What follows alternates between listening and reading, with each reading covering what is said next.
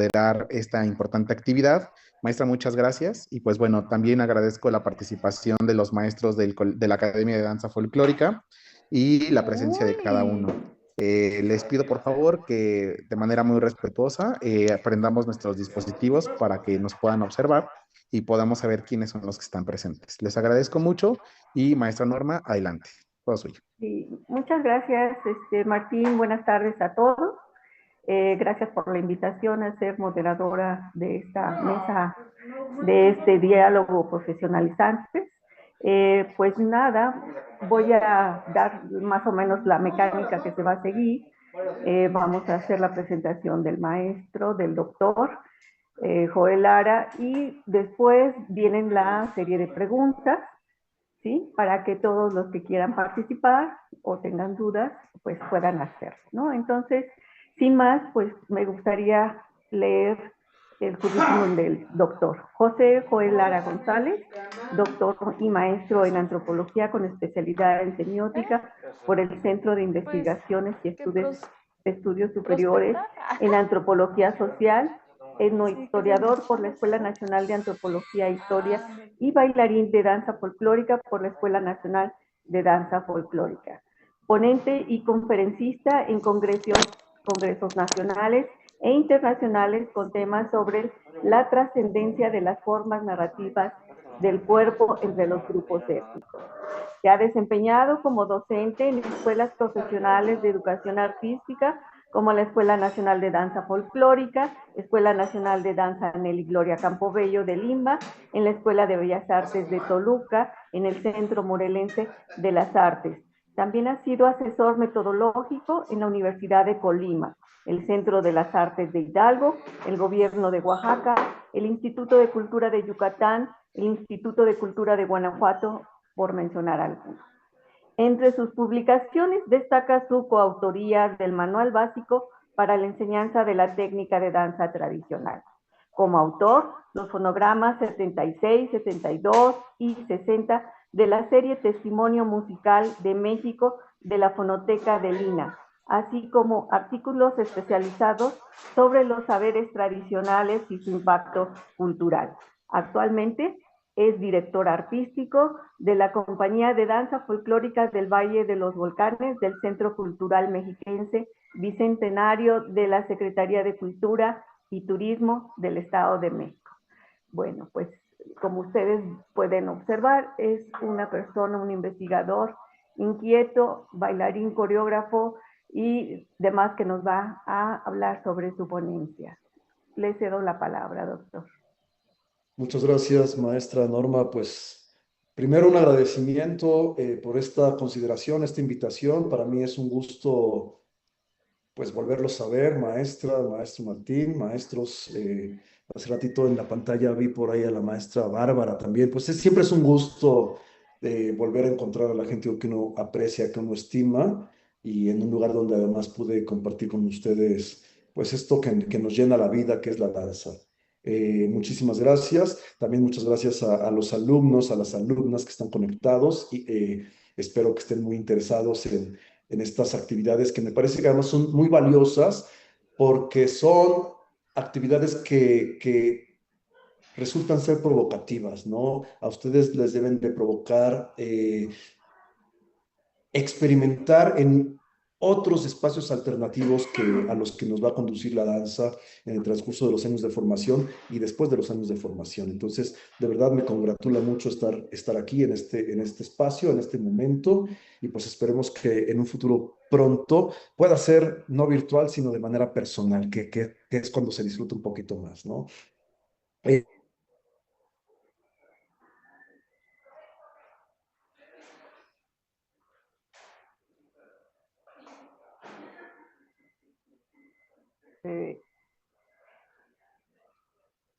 Tendrá problemas el Recording maestro. stopped.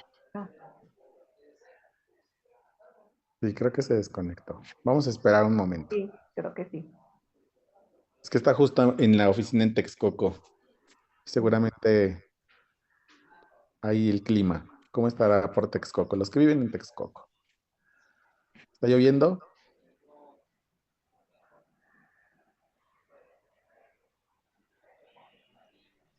Pues seguro a lo mejor más frío que acá, sí, maestro. Sí salió. Y ahorita que se reconecte. Yo creo que entra nuevamente.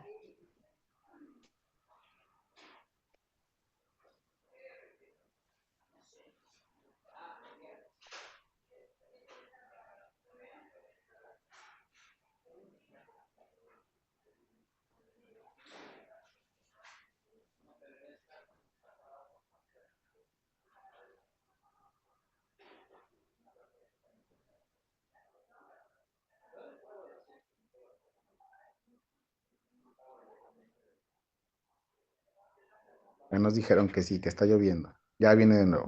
Vamos.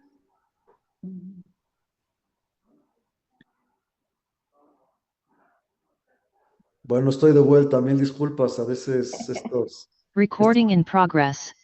estos espacios no nos ayudan, ¿verdad? Maestra Rocío, buenas tardes. Ahí sí me pueden, por Hola, favor. maestro, un gusto saludarte. Muchas gracias, maestra, igualmente. Pues vamos a regresar a esto, por favor. Eh, Hablaba entonces que el punto de partida es comprender justamente a la danza tradicional, una expresión artística, cultural de los pueblos. Además, algo que es sustancial es que son pueblos en resistencia, ¿no? Es una danza tradicional entendida en la conjunción de un lenguaje corporal, pero también un lenguaje musical, la propia sonoridad del cuerpo, más allá de los instrumentos musicales. Es importante entender que estas danzas tradicionales siempre van a corresponder a cierto tipo de contextos festivos, normalmente en el ámbito religioso, en el ámbito sagrado, aunque no siempre, pero sí es una constante de las danzas tradicionales, ¿no? Algo que es sustancial, comprender también de las danzas tradicionales, es que van a tener patrones de movimiento que vienen de la memoria cultural, pero también de la memoria cultural, son objeto además de la transmisión de los saberes locales, ¿no?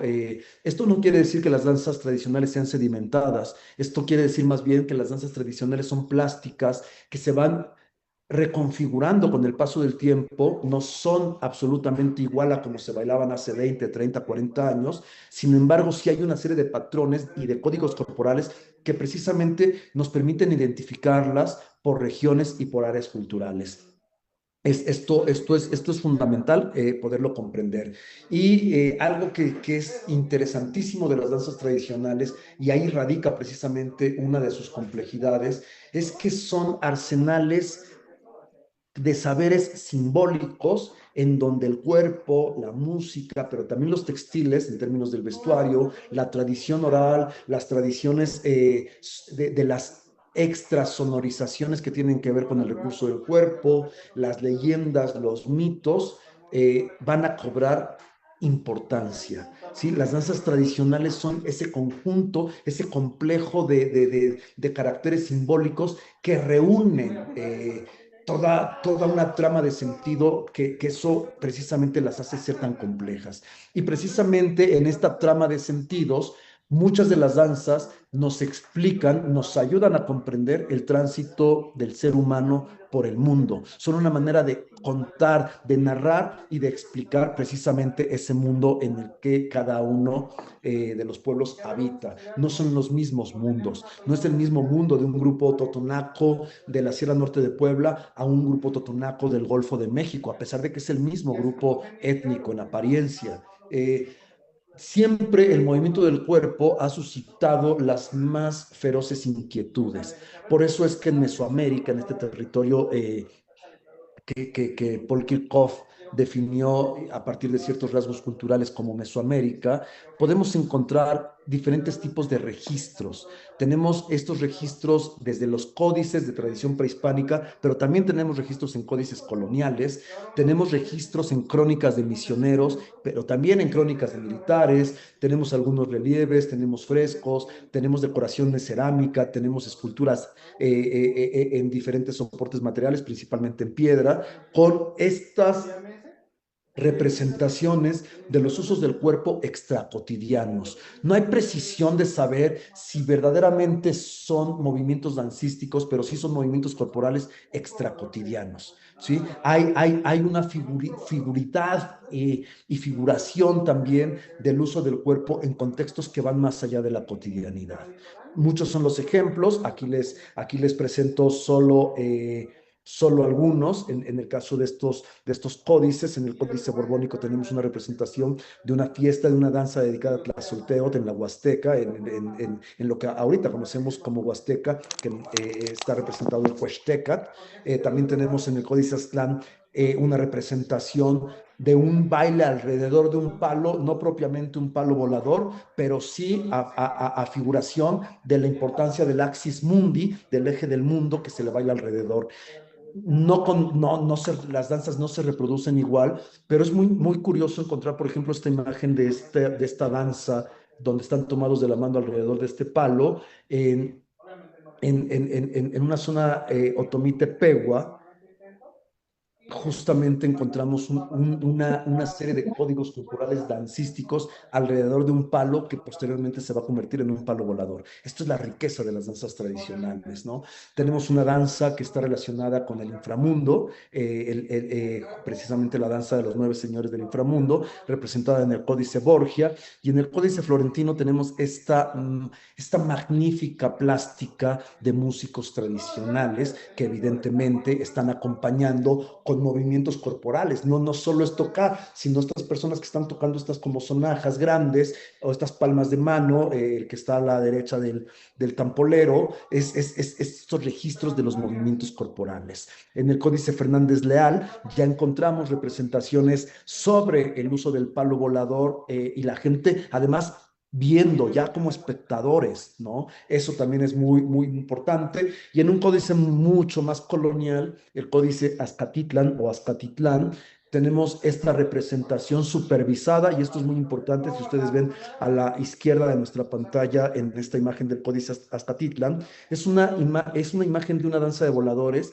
que además está vigilada por los frailes. Entonces, esto es muy importante porque evidentemente los frailes y los militares prohibieron muchas de las riquezas de tradiciones corporales que había en territorio principalmente del altiplano central, pero otras tantas no solo las permitieron, sino que las promovieron. Aquí hay una vigilancia sobre cómo era la danza del volador, ¿no? Y además ahí vemos también a alguien que se está bautizando, ¿no? Entonces la danza también funciona como un recurso de evangelización para esta época, y que además ha sido una de las constantes de las danzas tradicionales.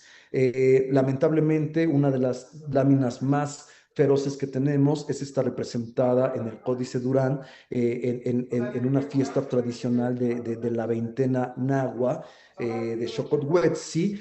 Llegan los militares españoles a irrumpir en la fiesta, ocupan esta fiesta precisamente para poder hacer una matanza de grupos nahuas en el Templo Mayor, ¿no? Es cruda la imagen, a los años todavía me genera un poco de indignación, pero es sumamente representativa también, sumamente interesante, porque es algo que se ha venido haciendo no de manera constante, pero también tenemos todavía algunos ejemplos en donde las fiestas tradicionales siguen siendo satanizadas, donde las danzas siguen siendo espacios de irrupción de grupos militares o de grupos de religiones diferentes a estos catolicismos populares, que hacen que las danzas dejen de bailarse, lamentablemente. Esto concierne a la plástica en códices, pero también tenemos algunas referencias en crónicas que no voy a leer todas, pero son muy ricas. En la Ciudad de México y de Texcoco y de Tacuba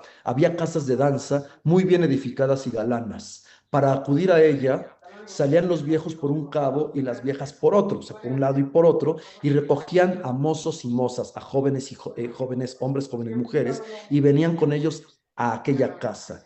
Salían los maestros de las escuelas de danzas y cantar, y ponían sus instrumentos para tañer en medio de aquel patio. Tomando a los maestros que tenían en medio, empezaban un baile y canto donde el que no acertaba a hacer los contrapasos a son y compás, lo enseñaban con mucho cuidado, los cuales bailaban hasta un buen rato de la noche. Esta cita es maravillosa porque precisamente nos está hablando de la importancia que tenía la danza en la conformación social de los nahuas del Altiplano Central, que además esto también se repetía en zonas como Tlaxcala o incluso entre zapotecas, que también tenemos como estas referencias en crónicas, ¿no?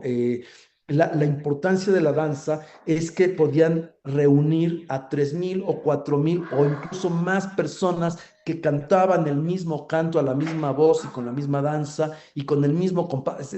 Es decir, la danza era un ejercicio sumamente homogéneo, sumamente ritual y que además era sumamente castigado cuando la gente se equivocaba cuando bailaba. Verdaderamente la danza en el México prehispánico es una de las actividades más importantes de las cuales podemos tener referencias. En la pintura mural tenemos ejemplos también maravillosos como el mural de Bonampak, en donde nos hace viajar a un espacio de seres fantásticos, de seres que se atavían con diferentes maneras de representar además a seres de los inframundos, ¿no? En este, que muy mala la calidad de la imagen y también por el tamaño peor, pero ustedes la pueden buscar en la red y van a encontrar además gente que ya usaba máscaras, que usaba aditamentos para representar seres que al parecer podían provenir del mar, pero sobre todo de una imaginación de aquellos otros espacios que ellos podían ver en momentos extáticos. Y para el caso del centro de México tenemos este mural que es una maravilla, que es el mural que se conoce popularmente como Tlalocan, que además es todo un sistema de códigos de movimientos diversos en donde la música, la danza, las oraciones, el código corporal para los trabajos agrícolas, las acrobacias, los cantos, se reúnen para transmitir los saberes a todo el grupo cultural que se dedicaban a las más de 400 artes que se daban en Teotihuacán.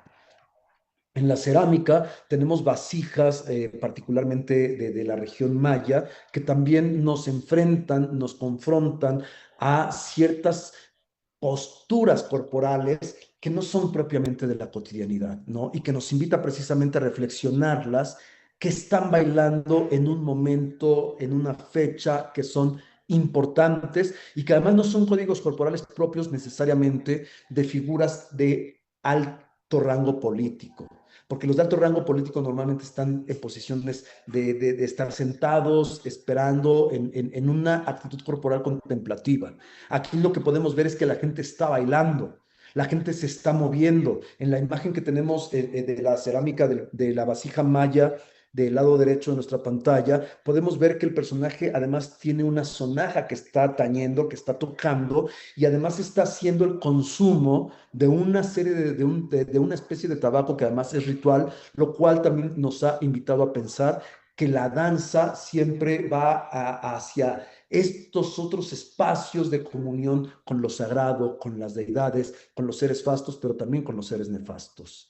Tenemos también en el caso de Colima, que además ahí también hay muchas representaciones en la lítica, pues tenemos una danza circular, ¿no? Y para aquellos que ya van en semestres más avanzados o incluso para los maestros, esto nos podría hacer recordar ciertas figuras de las danzas de sonajeros o de las danzas de apaches, en donde se van tomando justamente de los brazos y van avanzando los círculos. Actualmente podemos encontrar estas figuras como la granada, donde además de esto hay quien se pone encima de los hombros o van colgando sobre los brazos, como un poco también como danza de las cuadrillas, que también podemos encontrar en algunas danzas, ¿no? Y esta mujer de Veracruz, de la costa del Golfo, que también está con un tocado impresionante, que también podríamos incluso asociar actualmente a estos nuevos, bueno, no nuevos, sino a estos tocados conocidos como petó, ¿no? Ahí podemos ver el uso también de un keshkem, que es una pieza femenina, sagrada, que no es introducción de los españoles, son prendas que ya se usaban antes del contacto con los españoles, y además en un gesto corporal, pues que está refiriendo a un movimiento específico que no es propio de la cotidianidad. Ya con los registros novohispanos, particularmente con las pinturas, vamos a tener muchas referencias, como esta que en lo particular me resulta muy interesante, de la danza de los indios, que es una representación del siglo XVII, que aquí podemos ver cómo pudieron haber empezado algunos vestuarios como las danzas de la palma en Zacatecas, ¿no? Que es relativamente similar a lo que podemos ver en el personaje central, incluso el rostro del personaje central que podemos ver ahora representado en algunas de las máscaras o de los personajes que están alrededor, en el caso de los hombres, y que eso nos hace recordar cómo se vestían los concheros en las fotografías que tenemos acceso del siglo pasado todavía, ¿no? Entonces, tenemos estas posibilidades de encontrar los registros, no solo de cómo se bailaba, sino también de cómo se vestían las danzas. Este biombo, que es maravilloso también del siglo XVII, y que nos reproduce toda una escena de una fiesta tradicional, de un contexto festivo que es una fiesta patronal. Tenemos a los voladores, pero también tenemos una suerte de tocotines que están bailando abajo, ¿no? Y uno de los personajes centrales aquí justamente de rojo, con este gran tocado, ¿no? Que podríamos pensar que es un copili, y que también eso nos haría pensar en que puede ser una variante de la danza de concheros o una variante de la danza de tocotines que eran tan bailadas en la época de la llegada de los españoles. Eh, con estas reflexiones novohispanas en la pintura, también vamos a tener muchos, bueno, no muchos, pero sí importantes manuscritos en donde se empieza a registrar de manera más sistematizada el movimiento, ¿no? Estos manuscritos van a empezar a partir del siglo XVIII. No estoy diciendo que lo anterior no sean, son maneras de registrar también, pero ahorita ya son más sistematizados. Estos manuscritos que van a incluir partituras musicales y partituras dancísticas. Esto es fundamental. En América, no solo en México, sino en América, nos van a dejar una tradición importante de registros de movimientos, como este manual que comúnmente conocemos como el Manual de Ibarra, que se le atribuye al maestro precisamente Domingo Ibarra, que ya es una constatación escritural de cómo bailar y comportarse corporalmente y musicalmente con géneros dancísticos musicales específicos ya en el México independiente. Importantísimo porque además era muy complicado que los maestros de danza fueran a todas las casas a enseñar, porque así era como se enseñaba la danza a partir del México novohispano y el independiente. Un grupo de maestros iban visitando casa por casa, aristócratas por supuesto, para mostrar cómo se bailaba en el salón, cómo se bailaba en la sala, pero ante la demanda tan alta de la población que creció considerablemente, ya no se daban abasto. Entonces surgen estos manuales, como el caso del maestro Domingo Ibarra, para justamente poder socializar la danza. Esto es uno de los ejemplos más importantes y significativos que tenemos, y además el abuelito, si se me permite la expresión, de la academización de la danza en el México, a partir del México independiente, y que va a definir precisamente cómo va a seguir siendo la enseñanza de la danza en contextos académicos. Posterior de esto, ya para un México posrevolucionario, estamos hablando de 100 años después, vamos a encontrar que el camino que va a tomar la danza va a ser completamente diferente, y sobre todo en el ámbito de la importancia de un México posrevolucionario que lo que le interesa es ahora resaltar la cultura popular, ¿no? Y cómo los grupos étnicos tienen un impacto directo en esta conformación de lo que se quiere mostrar de lo que es México. Vamos a tener desde la pintura, y esto es muy importante porque van a ser provocaciones a partir de la plástica, por ejemplo, con Carlos Mérida y su álbum que se conoce como Danzas de México. Esto va a impactar en un grupo de estudiosos intelectuales a los que les debemos gran parte de los registros también, y de los intereses de estudiar las músicas, las danzas, las tradiciones orales, las tradiciones textiles, como es el caso de la Sociedad Folclórica de México, y evidentemente esto va a impactar en un texto que yo espero que ustedes como alumnos de esta escuela, pues conozcan que es precisamente Ritmos Indígenas de México y que además es carísimo ahora, ¿no? Ahora encontrar, uno lo encuentra y está en 2,000 pesos, ¿no? ¿No? Estos códigos gestuales corporales, ¿no? En donde podemos ver cómo la pintura reproduce, representa, no sé si sea la palabra más adecuada, reproducir, representa un poquito de cómo se articula el cuerpo para bailar cada danza, ¿no? Aquí tenemos 3 ejemplos, unos moros, una pascola y venado yaquis y unos tlacololeros. Evidentemente vemos que ninguno es igual. Y entonces sí nos marca un uso del cuerpo específico para cada danza. Claro, no hay una continuidad porque no, el interés del maestro Mérida evidentemente no era hacer partituras dancísticas, pero sí nos habla de gestos corporales. Sí nos habla de la importancia de cómo colocar de ciertas maneras el cuerpo para interpretar cada una de las danzas. Y esto se aleja mucho a la romantización que se llegó a tener desde otros artistas también, a que todas las danzas indígenas eran iguales, entonces había que bailar las agachadas, porque la relación del indio respecto a la deidad es siempre de sumisión. No, por supuesto que no. Y tenemos muchísimos ejemplos desde la plástica mexicana que que no nos están refiriendo a eso. Sabemos que el maestro Mérida no era mexicano, era guatemalteco, pero su producción estuvo hecha en México. La Sociedad Folclórica de México, creada en 1938 y que tiene una cantidad de volúmenes dedicadas al estudio de las tradiciones en su perspectiva histórica y en su perspectiva etnográfica, de la cual vamos a ir abrevando pues todos los maestros que a nosotros nos formaron y que además muchos de nosotros hemos querido continuar un poco con este tipo de legados, ¿no? Bajo la dirección del maestro Vicente Mendoza y su esposa Virginia, formaron a una gran cantidad de folcloristas que además, cabe decir en esta época, era una disciplina científica propia de la etnología. Eso es muy importante decirlo porque etnográficamente nos exige pensar en que los métodos de acercamiento al trabajo de campo y de obtención de los datos era sumamente minucioso, era sumamente detallado. ¿Sí? No solo era ir, sentarme en el pueblo y que vengan los informantes, no, eran verdaderamente misiones de acercamiento, de trabajo de profundidad, de selección de informantes, de ir registrando en una libreta de campo, de notas, en un diario de campo, los saberes que les interesaban. Hay que conocer el trabajo, que además tuvieron una revista que duró bastante tiempo y estudios de folclore especializados. Y bueno, tenemos además esta obra que es maravillosa, que es Ritmos Indígenas de México, precisamente escrita por las maestras Nelly y Gloria Campobello, ¿no?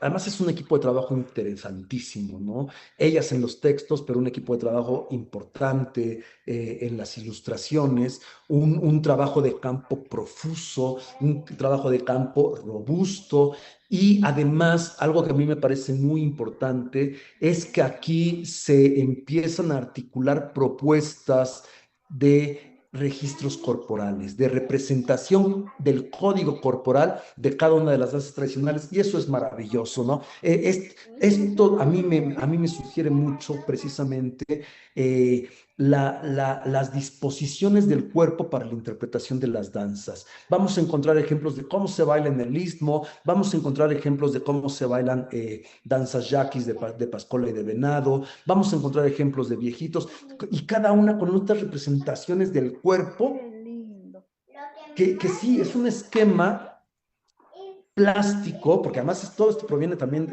y supongo que esto lo han visto en otro momento, ¿no? De la escuela plástica de movimiento, ¿no? Estas abuelitas de las escuelas de danza, estos ancestros de las escuelas de danza, en donde la pregunta es cómo representamos el movimiento de los cuerpos, cómo representamos los gestos corporales de cada una de las danzas. Eso es maravilloso, muy adelantado a la época, y si uno va revisando el texto con detenimiento, precisamente nos podemos dar cuenta que estas partituras dancísticas además son muy abiertas al público, ¿no? Son me atrevería a decir, de fácil entendimiento. Y precisamente esto también, esta tradición de registrar el movimiento, pues va a tener su eco en otros textos ya mucho más de orden más reflexivo, ¿sí? Tenemos una descripción muy importante de las danzas de moros y cristianos de Arturo Barman, antropólogo, con una descripción histórica y etnográfica, pero la descripción histórica que nos ofrece Arturo Barman es maravillosa, de cómo llegó este género dancístico musical a México y cómo se distribuyó por prácticamente todo el territorio nacional. También vamos a tener la creación del Fonadán, algo que también a mí me ha impactado mucho es un trabajo del maestro Zacarías Segura Salinas y de la maestra Hilda Rodríguez Peña, que trabajaron un texto que se llama Danzas Folclóricas de México, que son propuestas de sistematización en la notación dancística. Después vamos a tener un aporte muy en los años, finales de los años 70 también de los maestros Electra Monpradé y Tonatiu Gutiérrez, ¿no? Que además es todo un recorrido maravilloso fotográfico y etnográfico con las danzas y bailes populares y que también hicieron un texto sobre textiles de mexicanos. Ambos son 4 tomos, de 2 tomos de danzas y 2 tomos de textiles, ambos publicados por Hermes y son un agasajo visual porque además ahí uno ve cómo se vestían en los años 70, ¿no? Es muy sabroso, ¿no? Y finalmente, para la década de los años 90 vamos a tener un aporte importantísimo desde la maestra Amparo Sevilla con su texto de danza, cultura y clases sociales, que va a tener mucho eco en la academia de danza de las escuelas principalmente. Tenemos aquí me parece a mí uno de los mejores textos del Fonadán, en el Centro de Investigación y Documentación de Coyoacán, Alberto Beltrán.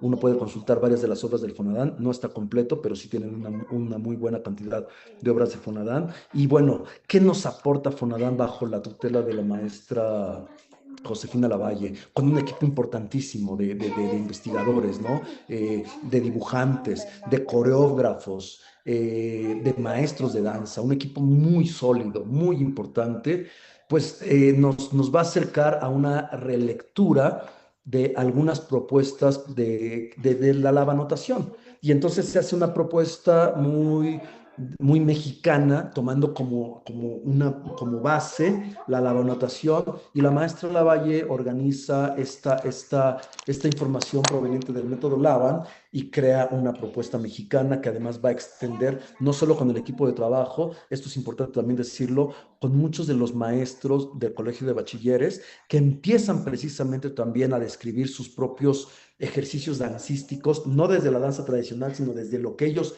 van a coreografiar y a montar en sus talleres de danza, desde esta propuesta de notación coreográfica. Me parece muy importante mencionarla, en lo personal me parece muy compleja, es difícil de seguir, es difícil leerla, pero es sustancial conocerla. Les mencioné hace un momento los trabajos que además se desarrollan. Esto también es muy interesante porque este trabajo de la maestra Hilda Rodríguez y del maestro Zacarías Segura, Danzas Folclóricas de México, no es casual que sea una publicación propuesta por la Secretaría de Educación Pública.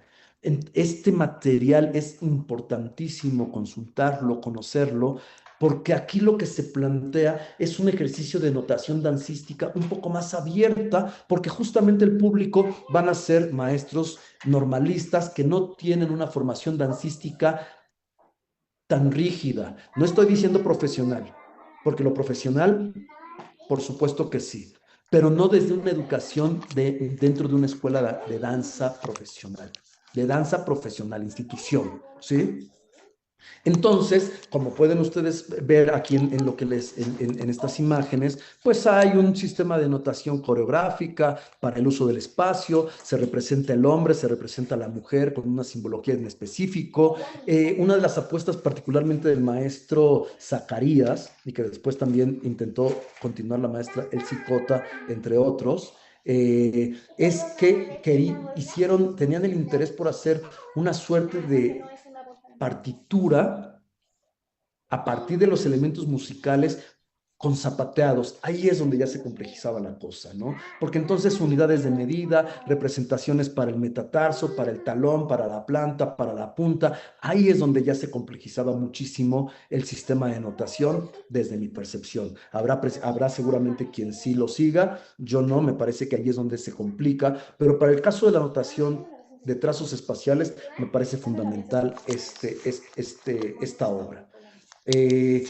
Y les mencioné también hace rato el trabajo de la maestra Amparo Sevilla, en donde ella desde una formación dancística profesional y desde una formación en antropología va a tener la intención y el interés de poder hacer una documentación de los aspectos coreográficos, de la indumentaria de las danzas, de la organización social alrededor de la danza, de cómo se organiza también aspectos como lo musical, el contexto festivo y algunos aspectos históricos de las danzas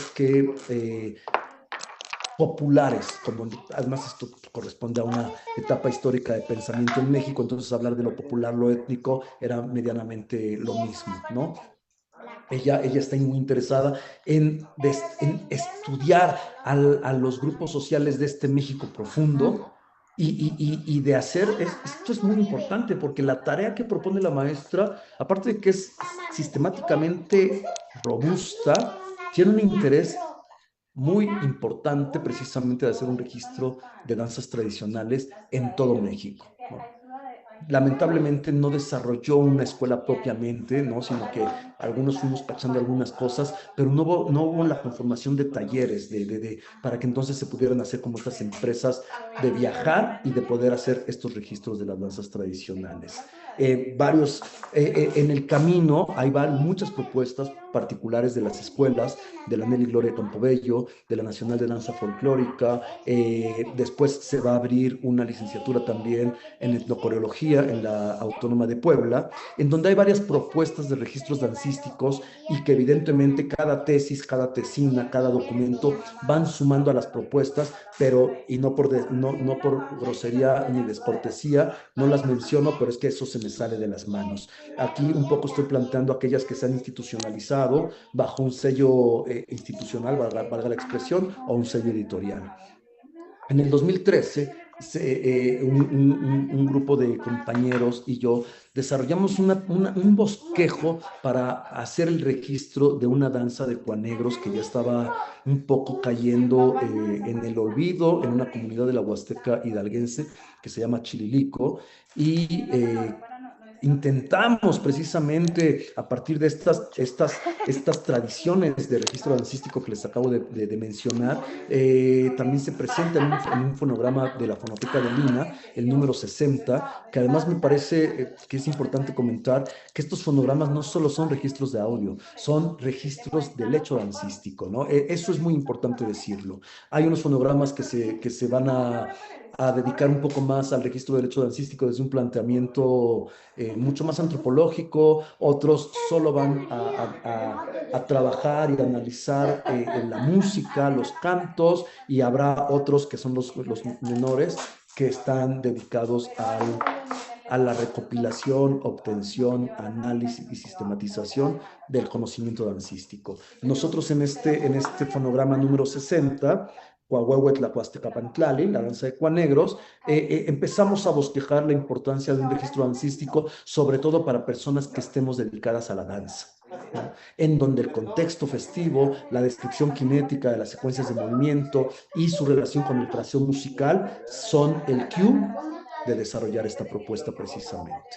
Y con esta propuesta lo que va a suceder, pues 9 años después, es la presentación un poco más formalizada de una propuesta sobre la documentación del registro de danzas tradicionales que desarrollé en algunos años de trabajo de campo en una danza de la Huasteca Potosina que se llama Sakamson,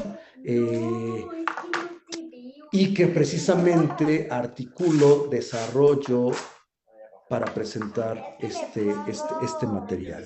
Para presentar este material, para mí va a ser básico tener en consideración tres conceptos que un antropólogo se llama Carlo Bonfiglioli trabajó en su tesis doctoral, que tienen que ver precisamente con el contexto, con el texto y con el sistema. Entonces, yo pensando un poco desde esta influencia del maestro Carlo Bonfiglioli, precisamente empecé a desarrollar esta propuesta en donde yo me preguntaba y el fonograma me ayudó un poco a irme respondiendo. El contexto va a referir a este lugar en donde se produce, donde se enuncia la danza, el espacio físico, la comunidad, pero a su vez también no solo va a remitir a este entorno territorial, sino cuáles son las características de este entorno sociocultural, cómo el contexto también me va a hablar de qué tipo de festividad o celebración estoy trabajando, estoy pensando, ¿no? En donde se va a preparar, donde se va a desarrollar y donde va a concluir la danza. El texto propiamente, ese contexto, ese lugar físico, sociocultural donde se va a bailar la danza. El texto básicamente se va a proponer como una etnografía dancística profunda, ¿no? A mí me interesa mucho en mi práctica de registro y documentación poder entender cómo los saberes corporales se entraman con los saberes propios de la oralidad y es ahí donde cobra fundamento precisamente la interpretación y la permanencia de una danza. Para esto, precisamente, también tengo que pensar en cómo el movimiento, la música y los trazos espaciales, lo que comúnmente nosotros vamos a definir como coreografía, van a interrelacionarse precisamente para ser elementos narrativos. Por eso se constituyen el contexto de la danza. Y cómo este contexto y este texto va a tener un impacto de ser plasmado, la necesidad de ser plasmado en diferentes sistemas de descripción dancística, en sistemas de descripción de cualidades de movimiento, en sistemas de descripción de notaciones espaciales y de vestuario, por supuesto. La importancia entonces así es que podemos entender al contexto de la danza porque va a permitir situar a quienes nos leen en ese contexto, en esas condiciones en donde la danza es interpretada y que yo como lector no puedo estar ahí. Ya lo mencionaba hace un momento, este contexto tiene que considerar el entorno físico, ¿no? El tipo de comunidad, los tipos de servicios, qué tipo de historia puede tener esa comunidad y también debe de considerar el entorno histórico, ¿no? Es decir, cómo se conformó culturalmente ese grupo esta comunidad que está enclavado en la Mixteca, o en la Sierra Norte de Puebla, o en el Valle del Mezquital, o en el Valle de Toluca, o en el Valle de México, ¿no? Cómo esa comunidad sigue bailando en el Carnaval de Santa Cruz Mellehualco, históricamente cómo es que tenemos un carnaval tan importante en los pueblos ahora de Tezonco, en los pueblos de Culhuacán, en Iztapalapa, ¿sí? También es importante considerar el entorno de situación. ¿Qué es este entorno de situación? Es precisar el contexto festivo, si es una fiesta patronal, si es un carnaval, si es una fiesta dedicada a los ancestros, es una fiesta dedicada a los muertos, es decir, es muy importante tener en consideración este contexto de situación porque eso también nos va a proveer en gran medida el carácter de la danza. Es pensar en estos contextos festivos de México que además son sumamente profundos. El texto, como mencionaba hace un momento, es pensar en esta composición codificada de los símbolos, ¿no? Estos símbolos de movimiento, estos símbolos de la musicalidad, estos símbolos de los usos del espacio, estos usos también de los códigos que tienen que ver con el vestuario, ¿no? Este texto dancístico va a referir a una descripción minuciosa, a una descripción detallada de cómo se prepara la danza, cómo empieza la danza, cómo se interpreta la danza y cómo culmina la jornada incluso dancística. Esta danza tradicional, además que sí, como mencioné hace un momento, está fundada en los saberes corpóreos, pero que necesitamos acercarnos a las narrativas orales de las personas para poder comprender el sentido de la danza, las narrativas de la danza. Sí, sabemos que existen unas danzas que los antropólogos Jesús Jauregui y Carlo Bonfiglioli han denominado como danzas de conquista, pero van más allá de las danzas de conquista porque los grupos ya no necesitan ser conquistados. Entonces, ¿por qué las siguen bailando? Ya no son danzas de evangelización porque los grupos ya están evangelizados. ¿Por qué si más nos dice la danza, qué más nos cuenta la danza? Y eso que queremos saber sobre qué más nos cuentan, solo accedemos mediante las entrevistas que vamos a desarrollar con los grupos y que las personas nos van contando el sentido de bailar. Ahora, pues porque ya no es el mismo sentido de hace 300, 200 y tampoco de hace 50 años.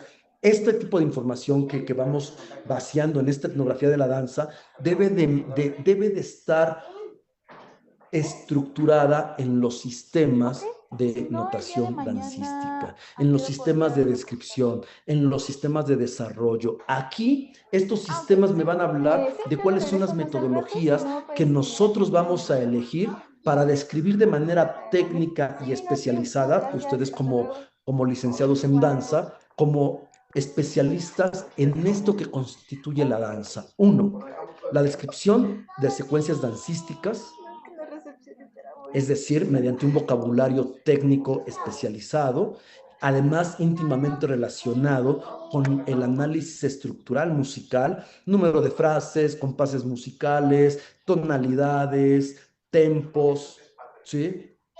Un sistema que además también tiene que incluir las cualidades de movimiento. Estas cualidades de movimiento que van a caracterizar la interpretación de la danza, y que esto es importante pensarlo a partir un poco de la influencia de la lavanotación, de Effort particularmente, pero también a mí me hace pensar mucho en estos esquemas que ofrecían las maestras Nelly y Gloria Campobello de qué tan inclinado o angulado va el torso, si el torso va alargado o angulado, o si va flexionado, como flexionando la columna. Eso es importante en las cualidades de movimiento. Qué tan flexionadas van las piernas, qué tan estiradas pueden ir, etcétera, etcétera, etcétera, ¿no? Esto también tiene que tener a consideración un sistema de descripción de trazos espaciales. ¿Cómo se usa? ¿En qué momento se hace una cruz? ¿En qué momento se hace el círculo? ¿En qué momento se van haciendo las líneas en esas danzas tradicionales? Porque los trazos espaciales no son aleatorios ni arbitrarios, tienen un sentido, a veces generan movimiento, ese movimiento va a tener una correspondencia con la generación de movimiento de las nubes para que haya lluvia, si es que además la danza se baila en un contexto festivo de San Juan, etc. O sea, ahí es donde nosotros tenemos que ir articulando estas tramas de sentido que tienen que ver con la danza. Y por supuesto también tenemos nosotros que pensar en un sistema de descripción de vestuario sumamente detallado, ¿no? que nos permita comprender qué tipo de tela, qué tipo de bordado, cuáles son las técnicas a usar, dónde se consiguen esas telas, dónde podemos comprar, la gente hasta dónde viaja, hasta dónde adquiere, si son de manufactura propia o no, etcétera, que tiene que ver, y que eso es fundamental también porque con la práctica dancística, el día de mañana eso nos va a permitir también poder saber de qué otra manera resolver cuando no consigo una tela en un montaje de una danza que, por ejemplo, quisieran ustedes llevar a cabo. Aquí, por temas de tiempo, no me voy a detener en esta guía de observación, se las haré llegar con la maestra Norma, con el maestro Martín. Es una propuesta precisamente que también está ampliamente fundamentada en la propuesta que hizo la maestra Amparo Sevilla, pero a partir precisamente de mi propia experiencia en trabajo de campo, como alumno de la Escuela de Folclore, como docente de escuelas y después en mi formación antropológica, fui incorporando algunos elementos para que esta guía de observación fuera un poco más robusta. Hay una serie de cosas que tenemos que atender precisamente en esta guía de observación que tiene que ver con el contexto. Esta guía de observación que tiene que ver con el texto, que además es mucho más elaborada, nos mete a cuestiones como qué tipo de código dancístico, qué tipo de género, cuál es el carácter de la danza, cómo se organiza, si hay elementos dramatúrgicos corporales, si hay elementos dramatúrgicos propios de la oralidad, cuáles son los elementos extracorporales que van transformando al cuerpo. Me parece que es una guía que puede ayudar bastante metodológicamente si ustedes están interesados precisamente en llevar a cabo una investigación sobre una danza tradicional y no solo, y esto lo voy a decir un poco más adelante, no solo por registrar la danza tradicional, sino porque son elementos que a nosotros nos permiten lograr una mejor enseñanza y una mejor solicitud de interpretación dancística con nuestros propios alumnos, bailarines, bailarinas, ¿no? También en este sentido se van incorporando con los códigos musicales, perdón, y hasta temas de costos, ¿no? Desde dónde viene la banda, desde dónde viene el trío, desde dónde viene el violinista, desde dónde viene la chirimía que toca, ¿no? Y también, evidentemente, considerar todos los códigos espaciales, así como los códigos de vestuario y utilería en una relación importante que no solo va detallando cada una de las partes del cuerpo, sino que también invito a que se desarrollen ciertos esquemas y bocetos de estas prendas por segmento corporal. Esto lo hacía Fonadán también de manera muy interesante. Ellos hacían el boceto general, aquí la propuesta es que se vaya haciendo también por cada una de las partes corporales. Básicamente, estos sistemas de descripción de los que yo acabo de hablarles, Hola, buenos es días. les voy a presentar un poco como el resultado,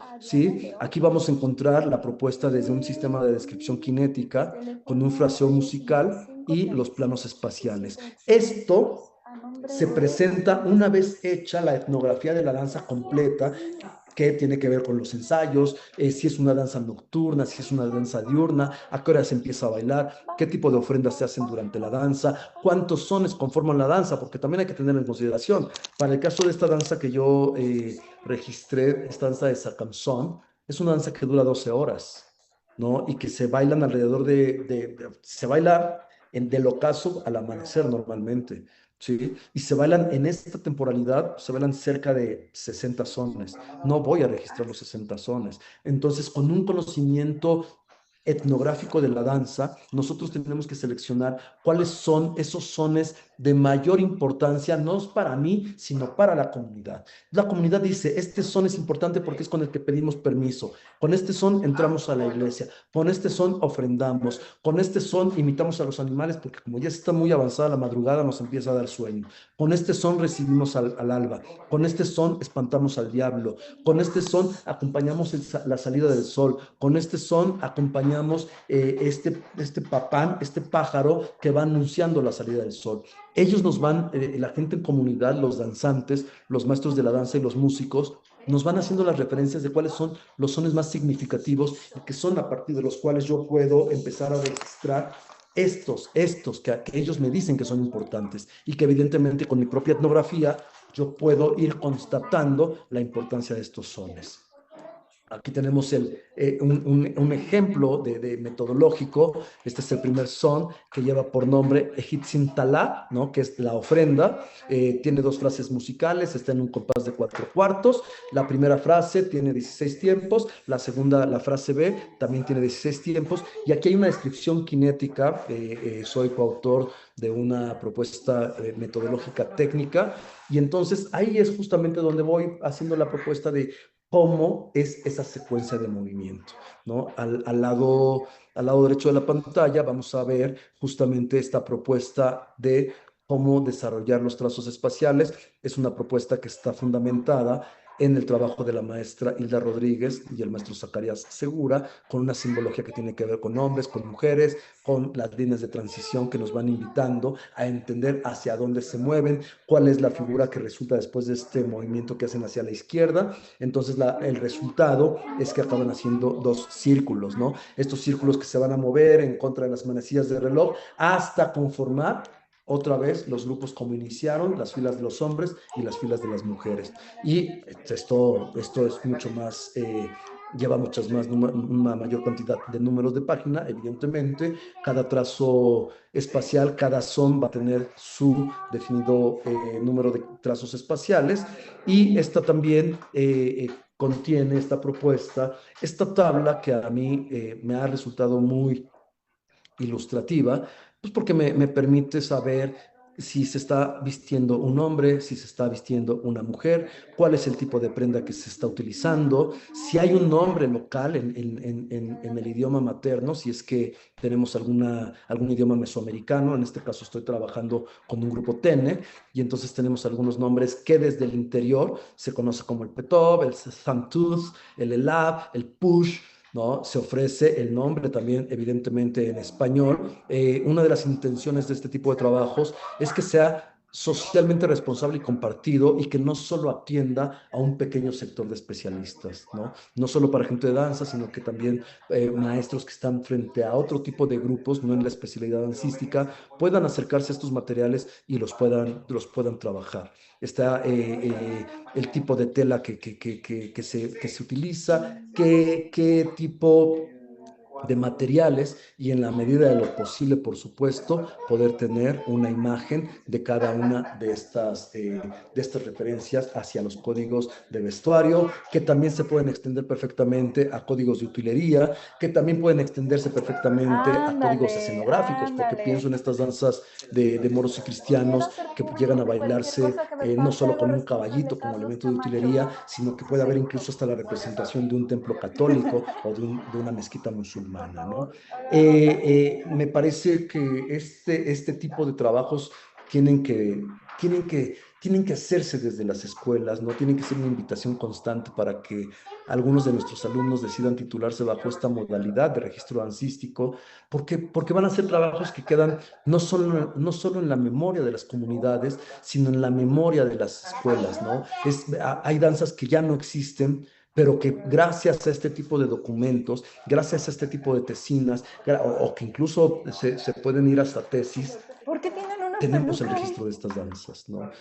Yo veía el trabajo de los maestros Tonatiuh y Electra, y hay danzas que ya no se bailan en esas comunidades donde ellos referían, ¿no?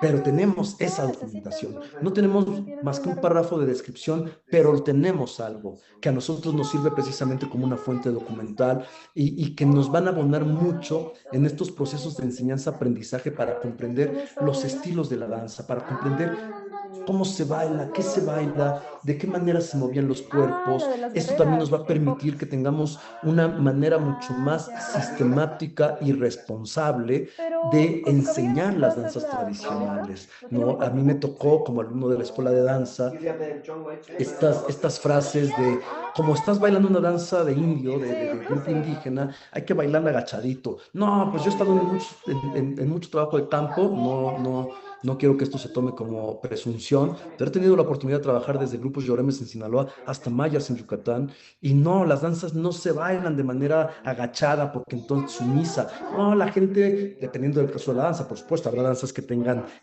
una angulación considerable, como las danzas de matlachines, pero no propiamente en una actitud de sumisión.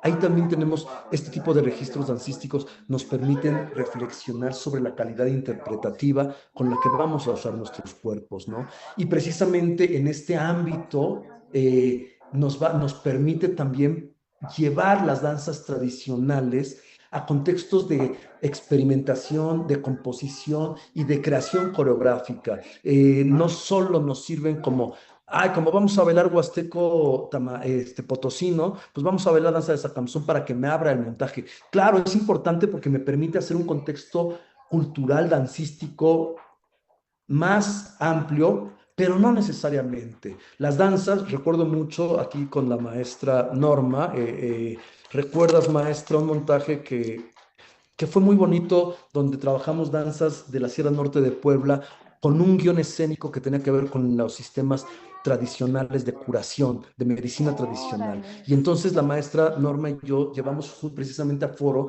danzas de Migueles, danzas de Quetzales, creo que Santiago, porque también llevamos un curso de informantes, y escenificamos la danza, es decir, no trasladamos las danzas tal cual se bailan en la comunidad, porque las danzas se quedan en la comunidad.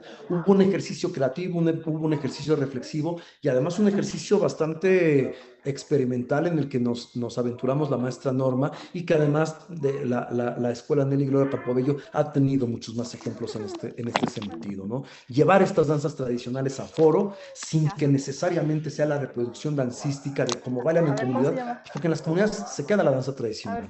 Nosotros la sacamos y también podemos respetuosamente y con conocimiento profundo intervenirla. Y todo esto precisamente para poder pensar en que una de nuestras responsabilidades como profesionales en el ámbito de la danza folclórica es la preservación de este patrimonio dancístico, de este patrimonio cultural, de este patrimonio musical, porque vamos a comunidad y obtenemos algunas fotografías, obtenemos la música, podemos en muchos casos videograbar la danza, pero cuando lo compartimos en nuestros libreros, eso se vuelve una cosa.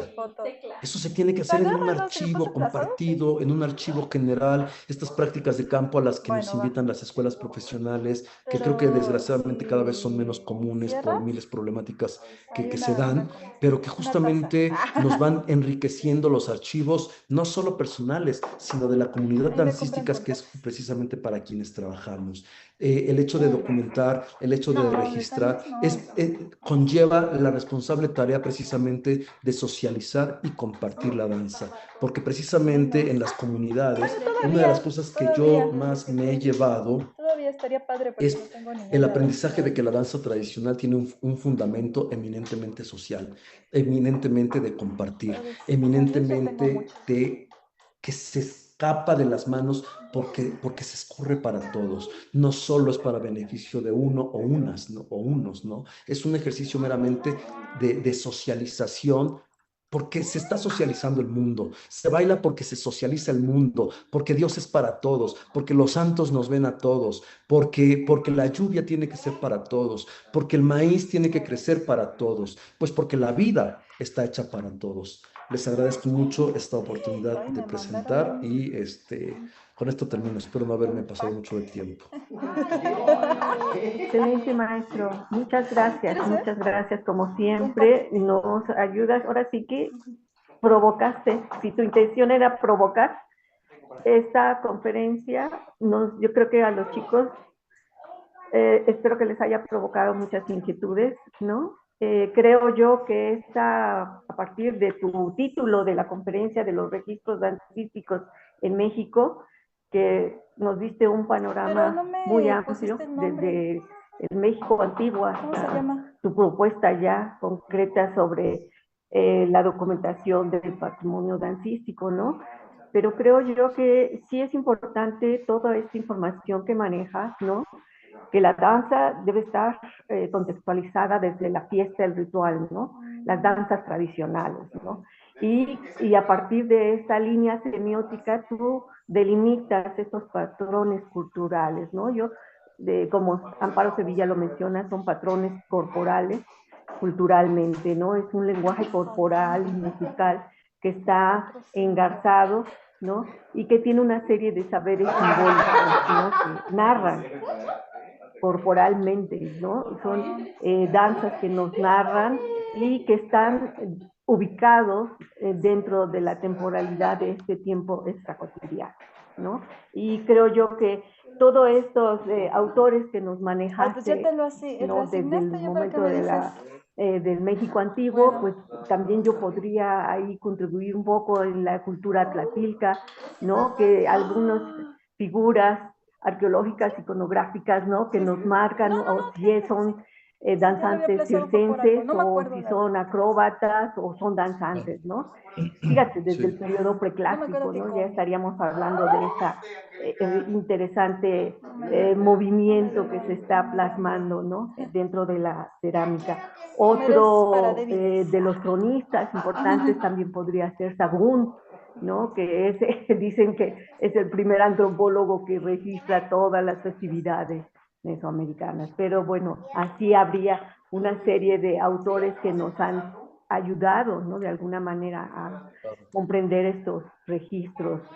Pero creo yo que lo más importante de destacar de tu conferencia sería el cómo se representa el código de las danzas, ¿no? Tradicionales.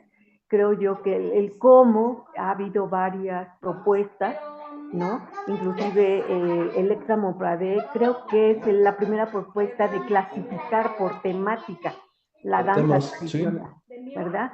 Que sí. son temas de la lluvia, temas de la agricultura, temas con este sentido. El culto solar.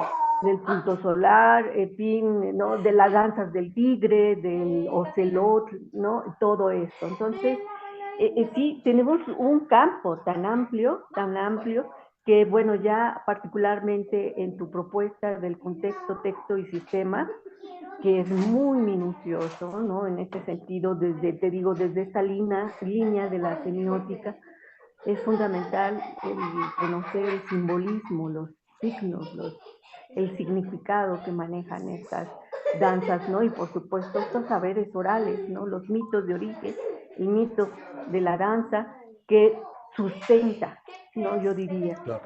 Y finalmente creo yo que tenemos una responsabilidad bastante fuerte en realizar este tipo de registros y éticos, ¿no?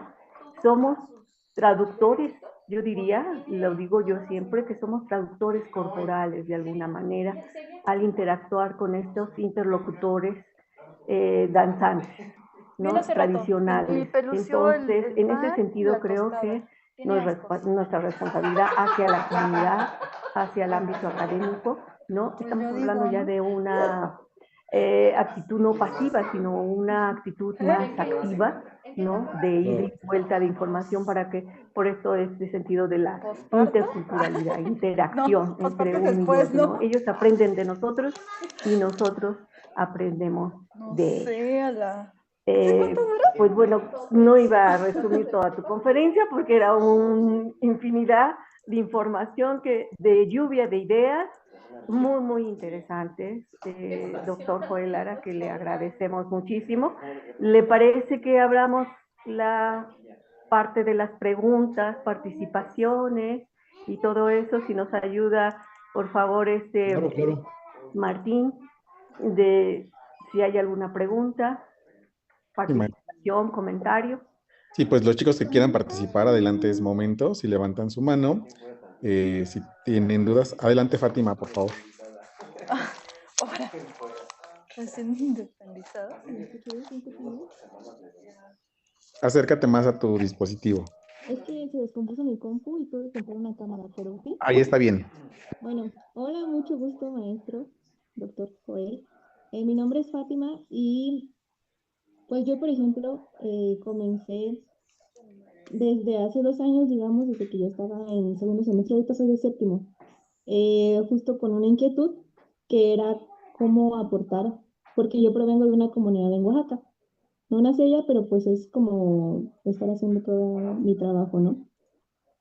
Y resulta, no sé si recuerdan algunos de mis docentes aquí o mis compañeros que están ahorita en tercer año, que yo empecé como mi investigación, digamos, mi interés, con un video de que en mi comunidad hubo una maestra rural, que presentó justo la danza de la pluma, pero pues en mi comunidad son niños que viajan hora y media, 2 horas hasta la escuela, ¿no?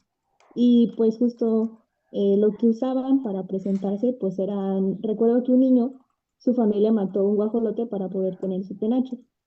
Entonces, estas cosas para mí eran como cotidianas y yo decía, ¿cómo hago? ¿Qué hago? Y ya terminé pues investigando y estoy ahorita, me hice amiga de la comunidad de Sachila con la danza de la pluma y pues justo me recuerdo que lo primero que le pregunté a las personas que me contaban que hacían registros etnodancísticos era Bajito, pero sí. ¿qué era lo primero que realizaron? ¿No? Me dijeron, hazte su amiga, Sí. hazte su amiga, hazte su ¿A amiga. qué hora? Yo Y digo que en creo la que es el noche. paso más importante. Y pues ya, soy su Ajá. amiga, ¿no? Y yo con esto pues les contaba a ¿Tú a las ellos 3? como que me Ay, no, preocupaba yo dije mucho. primero en la noche. ¿Sí me escuchan bien? Sí. ¿Tú a las 5 Ah, 6? gracias. Que me preocupaba mucho no poder ser responsable ni Pues poder yo tampoco compartir lo que quiero, ellos me estaban pero enseñando, ¿no? O sea, porque yo cargo con una responsabilidad con esta comunidad, con mis amigos, con mi familia, ¿no? Y aquí con la escuela. Y yo les contaba a ellos que son los danzantes, que algunos son un poco especialistas como en gestión cultural, etcétera, que me preocupaba no poder realizar un trabajo que fuera a la altura de lo que yo estoy aprendiendo, porque es algo muy grande. Y también una cuestión que me hacían mucho ellos era lo de no exotizar, ¿no? Porque la exotización, pues, es muy fácil a veces caer y romantizar todo lo que uno está viviendo porque es ajeno, entonces llegas y dices, wow. Y ahorita con lo que usted acaba de compartir, bueno, como que hola pequeña. me ayudó mucho, porque yo me sentía un poco perdida. El hecho de que, por ejemplo, crear como este tipo de registros para docentes y que también estábamos hablando ayer de ello, que nos decían que la danza iba a desaparecer en las escuelas, ¿no? Y yo, por ejemplo, yo ejerzo de maestra. Entonces, a veces yo tengo que enseñarle a mis compañeras maestras cierto baile porque resulta que el día que van a bailar no me toca trabajar, ¿no? Entonces les digo, no, pues van a hacer esta figura y esto y esto.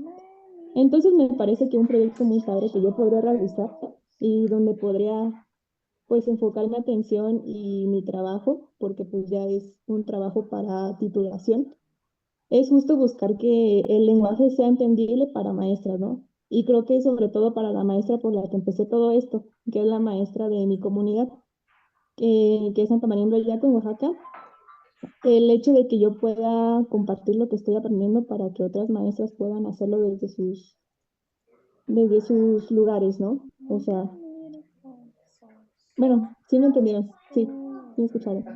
Y me emociona Sí. mucho porque justo, o sea, lo que he aprendido dentro de Sachila es compartir. Y me han compartido así un buen, y el hecho de compartir en comunidad creo que es lo que más me ha dejado hasta ahora.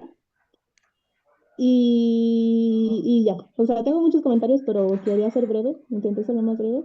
Entonces, pues ya, muchas gracias, maestra, por todo. Muy bien, Fátima. A ver, continuamos. ¿Quieres comentar algo, Joel, o le damos? Sí, de manera muy rápida. Oye, Fátima, pues muchas gracias por tu participación, ¿no? Interesante porque además algo que a mí me resulta importante en el caso oaxaqueño en especial es que la danza provee una identidad cultural fuerte, o sea, independientemente del área en donde de la región en donde esté, si estoy en la Mixteca saben bailar pluma de valles centrales, ¿no? Y si estoy en Costa Chica, pues sé bailar papaloapan. O sea, va más allá del género dancístico, ¿no? Entonces creo que esta cercanía de la identidad con la danza es bien interesante en el caso de la educación básica en Oaxaca, porque uno aprende la guelaguetza y no me vas a dejar mentir desde que está en primaria baja.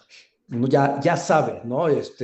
Y ahora vamos a ver de Jutla en primero de primaria, es decir, a diferencia de muchas escuelas, por ejemplo, en la Ciudad de México, en el Estado de México, que uno llega y monta cualquier cosa, acá la gente espera repertorios de la Guelaguetza, ¿no? Entonces, claro, eso es bien interesante y aquí me van a perdonar el exceso, pero justamente una de las cuestiones también para mí muy importantes en mi práctica es llegar a estos, sobre todo a estos maestros que no son especialistas de formación académica en escuelas profesionales de danza, ¿no?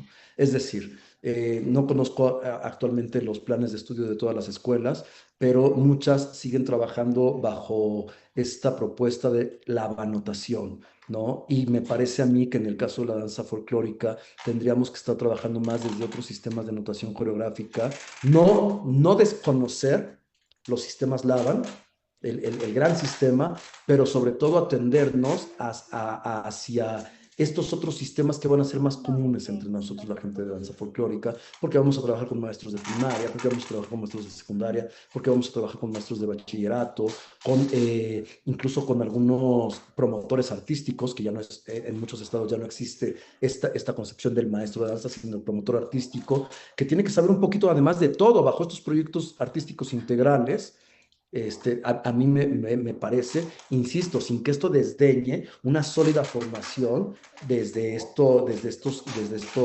sistema del ABAN, ¿no? Pero sí también conocer, pues justamente, ¿no? Ahorita que decía la maestra Norma, claro, la maestra Electra y Tonatiu, el maestro Tonatiu, esta clasificación de danzas, ¿no? Por el carácter, ¿no? Danzas del culto solar, pues danza de viejitos, danza de voladores. A lo mejor ahorita ya sería obsoleta la categorización, pero estuvo la propuesta, ¿no? Entonces, muchas gracias, Fátima, también me haces reflexionar y bueno, esperemos coincidir pronto.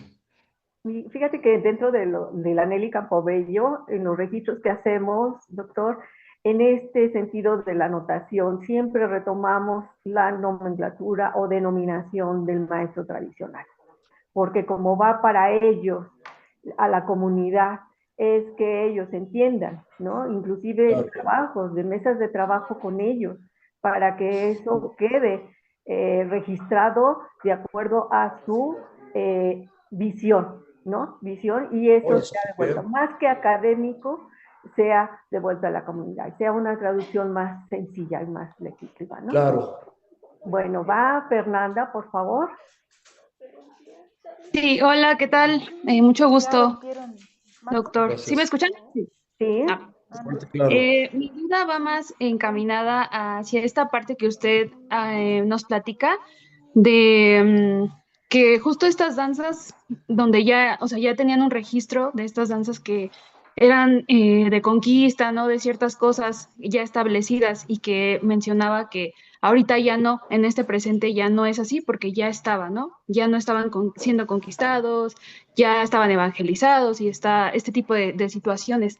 Entonces mi duda es, ¿usted considera que entonces debe de existir una actualización en esos registros dancísticos? O sea, pero cada cuánto tiempo o de qué manera, y si también dentro de esa actualización podremos nosotros como también investigadores eh, como implementar otro tipo de herramientas dentro de estos registros dancísticos. Por ejemplo, yo lo veo como enfocado un poco.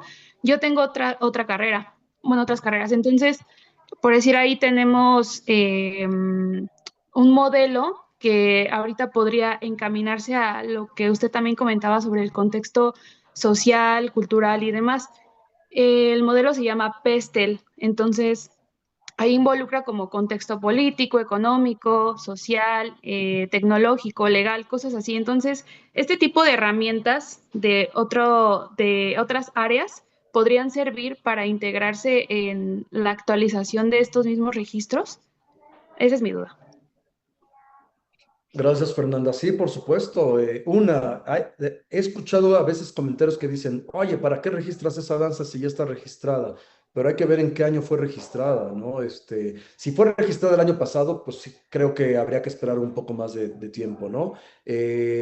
No hay una temporalidad fija, pero quizás como para poder hacer notorios los cambios que evidentemente de un año a otro hay cambios, pero para que en un registro pueda haber un poco más de notoriedad en estos cambios, pues por lo menos unos 10 años, ¿no? De registro a registro, ¿no? Y además, claro, esto que acabas de decir es súper importante porque el registro anterior no va a ser igual al que vas a hacer ahorita porque justamente uno de los retos es la complejización del propio registro. Es decir, ¿qué otras herramientas podemos echar a andar para que entonces el registro supere al registro anterior, ¿no? El registro anterior está hecho, entonces tenemos que conocerlo, leerlo, desmenuzarlo y que nos sirva como un sustento para que después de de unos años yo pueda hacer el registro de esa danza, pero supere al previo, ¿cierto? Sí, porque si vamos a repetir, ahí sí nuestra obligación es no repetir lo que dijo el registro anterior. Y esto se va a lograr precisamente complejizando, incorporando nuevas herramientas, ¿no?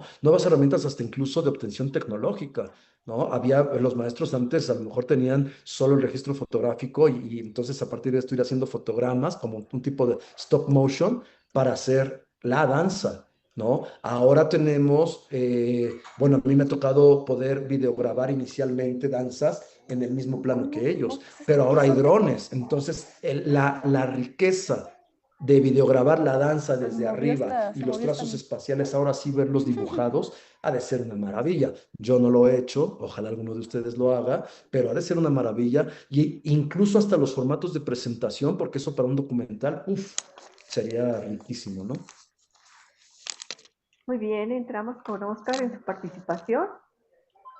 Sí, hola, ¿qué tal? Muy buenas tardes, doctor. Yo ya había tenido una oportunidad de tomar una ponencia con usted y con el maestro Antonio Miranda Ita y el maestro Francisco Bravo. Eh, Mi pregunta es, ¿qué recomendación nos podría dar a nosotros como docentes en formación para llevar a cabo un registro correcto de las danzas tradicionales? Si bien sabemos que podemos llegar a comunidades en las que podemos ser muy bien recibidos y nos pueden dar inclusive la información así de primera mano y de manera, digamos, más sencilla, por así decirlo. También nos vamos a encontrar con comunidades que tienen cierto recelo hacia la información de sus danzas y tradiciones. Entonces, ¿qué recomendación nos podría dar usted para dirigirnos de manera correcta hacia ese tipo de comunidades? Oye, Oscar, estás dando en un tema muy importante. Oye, tú estabas en la Meca, ¿verdad?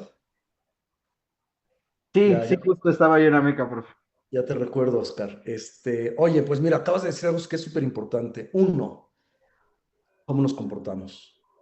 Sí, eso es fundamental. Cuando llegamos al campo, cómo nos comportamos. Esto tiene que ver incluso hasta con la presentación de la persona. ¿Qué ropa uso? Yo tengo un tema con los ojos de fotosensibilidad, entonces cuando ando aquí, normalmente traigo lente oscuro, ¿sí? Porque me lastima pero cuando voy a campo, traer lente oscuro es mal visto, ¿sí? No los uso, ¿no? En campo no uso anillos, no uso relojes, cuido mucho la manera en cómo me dirijo a las personas, siempre les hablo por maestro, maestra, soy muy respetuoso, colaboro, ¿sí? En las actividades. Esto es fundamental, ¿no? ¿Cómo llego y cómo me presento a campo? Con toda honestidad planteo por qué estoy ahí. No intento en la primera visita sacar todo, ¿no? O sea, no voy a, es como si yo estoy en mi fiesta de 15 años y llega un fulano y me está jode y jode con la entrevista. Oye, pues estoy en mi fiesta. Ve mi fiesta, conoce mi fiesta y regresa en otro momento. Entonces, el proceso etnográfico por lo menos debe de tener dos momentos, el de observación directa de la danza en su contexto y otro momento en donde yo me acerco con las personas para que entonces ahora sí podamos establecer otro tipo de comunicación, ¿sí? Pero es fundamental cómo me presento ante ellos, ¿no? Cuáles son, sin engaños, mis objetivos. Evito bailar con ellos. Yo soy de las personas que no baila cuando va a campo. Baila después de mucho tiempo, porque primero voy como observador. No voy a bailar. Yo no soy de estas personas tampoco. Antes era muy común que se nos dijera, es que si te traen de pistear, di que sí. No les puedes decir que no, no, claro que les puedes decir que no. No bebo, ¿no? Y lo respetan también, ¿sí? En temas de comida sí, como de todo, porque eso sí puede llegar a ser muy ofensivo. En temas de comida sí, pero no en temas de alcohol, por ejemplo, ¿no? No es que, no bebo, no quiero. No, soy muy respetuoso, entonces en muchos momentos digo, es que estoy jurado. Entonces, el hecho de que ellos sepan que estoy jurado, ya mantienen como mucho respeto y me cuidan incluso de otros que llegan a ofrecerme alcohol. No, a él no le ofrezcan, ¿sí?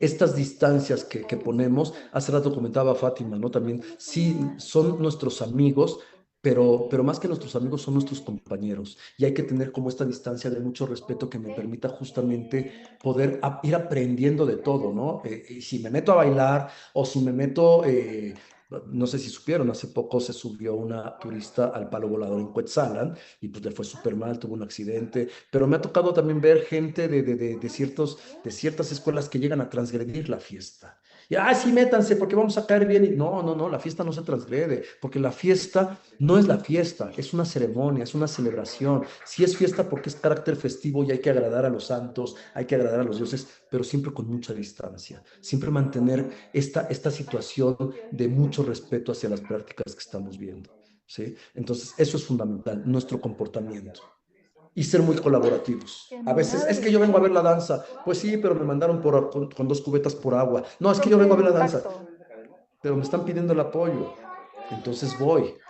porque también es una manera como de irnos ganando y ser acomedidos, ¿no? Decía mi abuelita que el que no es acomedido no cabe en ningún lado, ¿no? Y eso es bien importante. Muy dispuesto. Muy buena pregunta, Oscar. Eso es tema Sí, muy de bien. 3 clases en filosofía. Sí, es Muchas parte de gracias. las etografías sobre la ética que tiene uno, ¿no? Como investigador. Bueno, vamos a terminar ya esta sesión con estas dos participaciones de Jesús y Diego, de los cuales les pido por favor que sean muy exactos en sus preguntas o comentarios, sí, breves, por favor, para dar inicio a la otra mesa que tenemos, y está la maestra Rocío, que también nos va, tienen, bueno, la constancia para el doctor Joel. Adelante, Jesús. Hola, buenas tardes. ¿Sí me escuchó? Fuerte y claro también. Buenas tardes, doctor. La verdad es que ya he resolvido algunas dudas que tenía, pero como complemento, creo que escuchando todo lo que dice y resaltando cosas de los nahuas, pues hay como dos palabras que nos hacen falta, ¿no? Y yo creo que es Masehualistli y Netotilistli. O sea, las danzas del merecimiento y las danzas del gozo.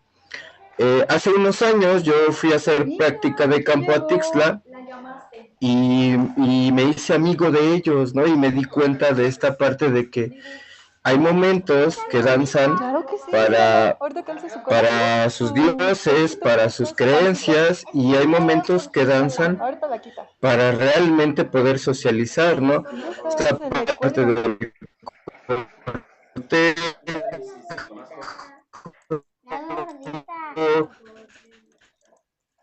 Tenemos un poquito de problemas con su internet. La red social, de cómo al fin. Bueno. Jesús, ¿Ya me escuchó? Oh, ok. Bueno. A ver ahí. Ok.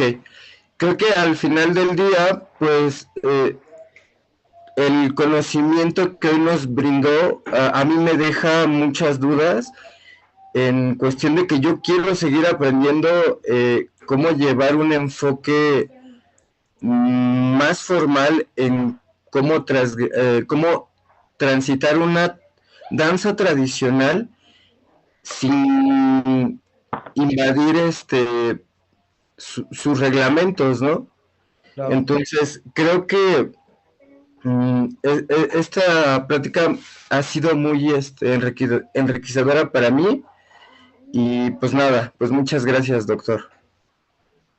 Oye, gracias a ti, Jesús. Muy, también me gusta mucho ahorita escuchar como los comentarios van mucho en un plano ético de mucho respeto a las comunidades y a las danzas. Eso habla de un interés y una inquietud muy genuina de no extracción. Eso se los aplaudo, porque a veces hubo un tiempo en donde maestros de danza y antropólogos nos llegamos a caracterizar porque llegábamos a las comunidades a extraer la danza, ¿no? Así, ¿eh? Era sacar la danza y sacar al informante y no importaba el contexto. Ahorita escucho que hay mucho respeto, eso quiere decir que además tienen una línea de trabajo generada desde la escuela de manera muy respetuosa. Eso se los aplaudo, se los celebro. Y claro, ¿no? Conocer estas distinciones que haces entre cuando son danzas de gozo, danzas de merecimiento, eso solo nos lo da el campo, la intimidad que llegamos a tener con la gente, ¿no? Los trabajos robustos de estar adentro de las comunidades, pero tampoco intentar ser de ellos, ¿cierto? O sea, con este respeto de no transgredir el sentido de la danza. Claro, Jesús, coincido completamente contigo. Muchas gracias. Diego, adelante. Hola, buenas tardes. Bueno, justamente muchas gracias por la plática de hoy. En algún momento a mí me llegó a tener mucho ruido, a causar mucho ruido estas partes de los registros, ¿no? De los registros etnográficos y todo esto, al punto de llegar como a un pensamiento de por qué lo hacemos, ¿no? Ya conforme fui entrando en la licenciatura y estando más en las clases de etnografía, de etnocoreología, creo que fue como apaciguando más esta parte de se hace por ciertas cosas, ¿no? Y justo recientemente fui a una ponencia igual con un personaje de acá de Santa Cruz Mellehualco, que es de una de las cuadrillas de Santa Cruz, que fue la charra Beatriz.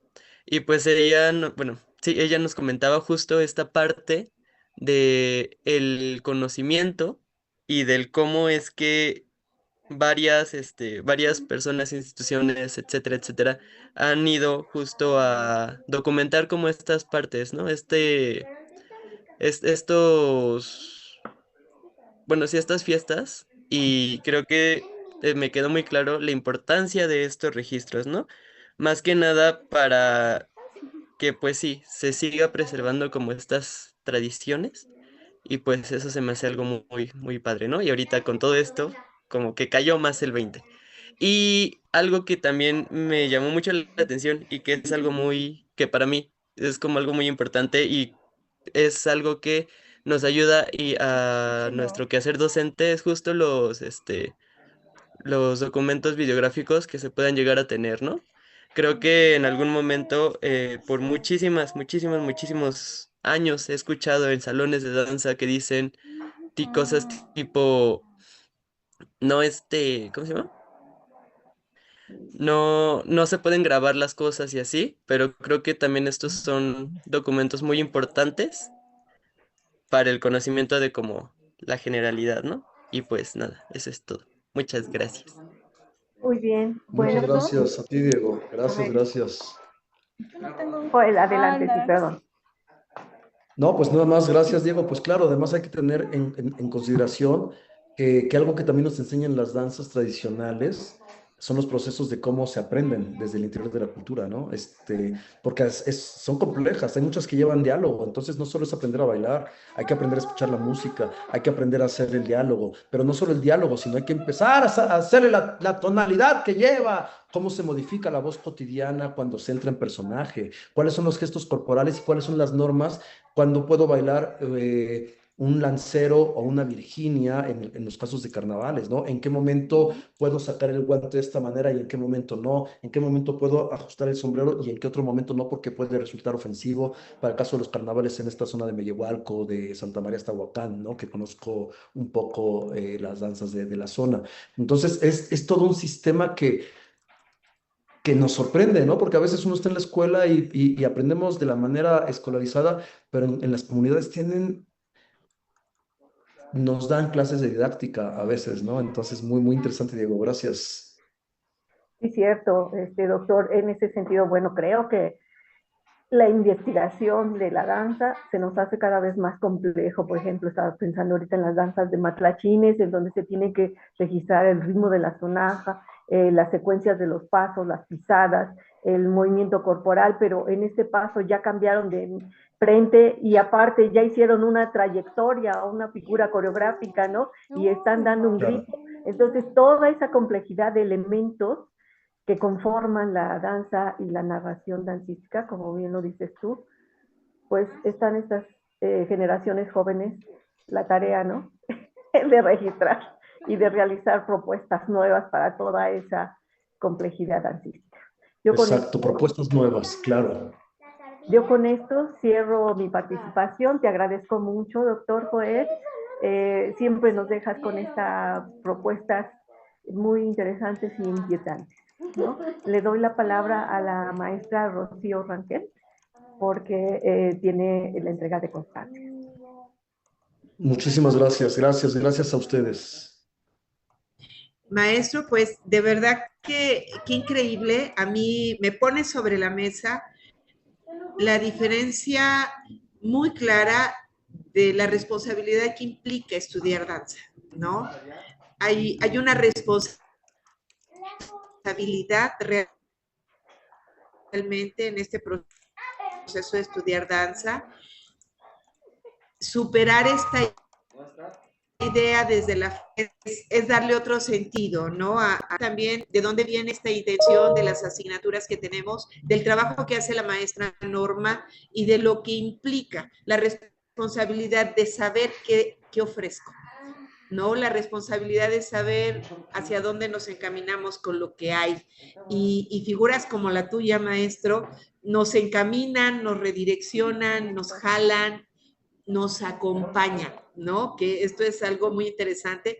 Ahorita yo escucho y digo, los muchachos tienen dudas, tienen intenciones, tienen propósitos, y de alguna manera encontraron un reflejo y decir, hay posibilidades, podemos hacerlo, pero para aquellos que no estén tan directos en este proceso, va a ser como bien bonito, así bien interesante, que puedan decir, enseño danza con esta intención, desde aquí, desde otro lugar, ¿no? Entonces, eso a mí me parece que nos lo compartes, nos lo convidas y nos acompañas. A mí me parece muy importante esto. Maestro, agradecerte infinitamente tu tiempo, tu conocimiento, tu siempre capacidad de compartir y de ofrecernos rico el asunto. Tenemos tu constancia, está un poco grandecita, mi querida.